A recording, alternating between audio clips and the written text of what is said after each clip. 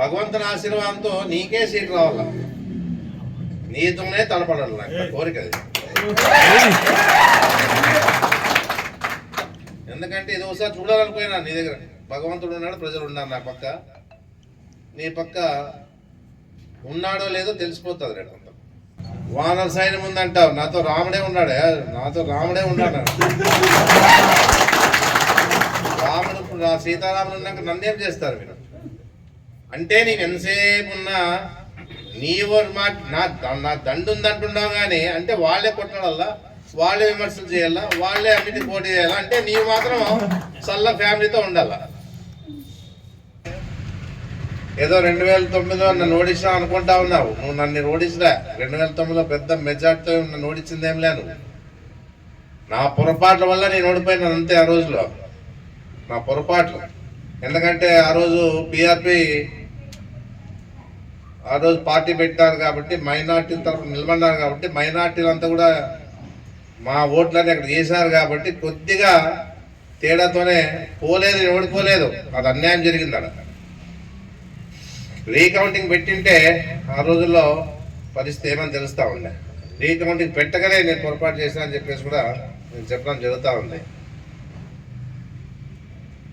ఇన్ని రకాలుగా ఈరోజు మీ పార్టీలో నమ్ముకున్న వాళ్ళు ఎంతమంది నాశనం అయిపోయినారో తెలుసా నీకు?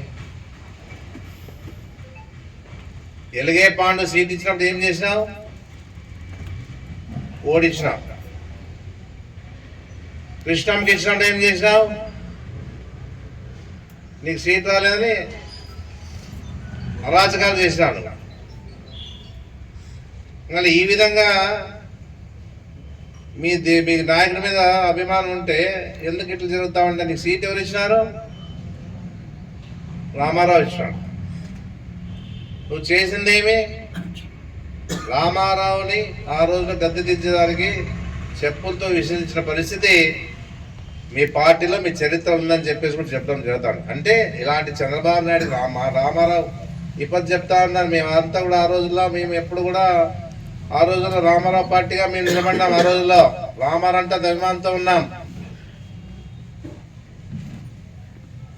మీ మాదిరిగా సీట్ ఇచ్చిన వాళ్ళని అధికారం దించేదానికి ఆ నాయకుడినే చెప్పులు ఇచ్చిన ఘనత చరిత్ర మీద ఉంది. గుర్తుపెట్టుకోండి బాగా మీరు. అందుకే అది ఇంకా ఆయన బాధ ఇంకా పోదు మీ పార్టీకి. ఇప్పుడే పోయింది అనుకోవద్దండి. అలాంటి చంద్రబాబు అంటే ఆ రోజులో అభిమానంగా ఉన్న రామారావునే మీరు చెప్పులతో కొట్టించి ఆయన లేకుండా చేసిన పరిస్థితుల్లో ఉన్న మీరుకి ఈ చంద్రబాబు నాయుడు నేను నన్నంటే నేను నోరు మెదపకుండా ఉండాలా? రాజకీయం కాదు నాకు ముఖ్యమో, ఆత్మాభిమానం ముఖ్యం మాకు. ఏదన్నా నోరు నువ్వు పెట్టుకోవా, నోరు అదుపులో పెట్టుకోవా. నువ్వు చేసిండేది ఏముంది? నువ్వు చేసేది ఏం చేస్తావు? నువ్వు అధికారం రేపు వస్తుందని అనుకుంటున్నావు నువ్వు. సరే అధికారం వస్తే ఏం చేస్తావు? ఆదరణ అందరం తలకాయలు ఎదుర్చుకుంటూ పోతావా ఏమన్నా? ఇప్పుడే ఏం లేక ఇట్లుండదు. రేపు అధికారంలో నిజంగా వచ్చింది అనుకుంటే, వాడు ఊహలో ఉంటే, అంటే ప్రజలు ఆలోచన చేయాలనుకుంటున్నారా మీరు? అంటే మీ ఇష్టానుసారం చేస్తే ప్రజలంతా చూస్తూ ఊరుకుంటారు అనుకుంటున్నారా మీరు? ఏదోలే మనకు నా వరకు నేను చంద్రబాబు నాయుడు మాట్లాడినాను. నా వరకు నేను చంద్రబాబు నాయుడు విమర్శించాను. మిమ్మల్ని అంతా మిమ్మల్ని విమర్శించే పరిస్థితి కూడా నాకు లేదు. ఎందుకంటే మీకు అర్హత కూడా లేదు. మీకు ఏదన్నా మీరేదో గొప్పగా మాట్లాడాలే, ప్రజలంతా నేను చెప్పింది నమ్మతారులే అనుకుంటా ఉన్నారేమో. అవన్నీ జరిగే పని కాదు. ముందు నీ కుటుంబంలో ఇప్పుడు ఎంతమంది నీవు అప్పులున్నావో, నీ కొడుకు అప్పులున్నాడో ముందు అది తీర్చి నాతో మాట్లాడు. ఆ కుటుంబాలు ఏమైనాయో అది చూసుకొని మాట్లాడు నా దగ్గర. ఆ కుటుంబాలు ఏమైనాయో, ఎంత నాశనమైనారో అది చూసి మాట్లాడాల. నీవు నీతి నిజాయితీగా ఉంటే.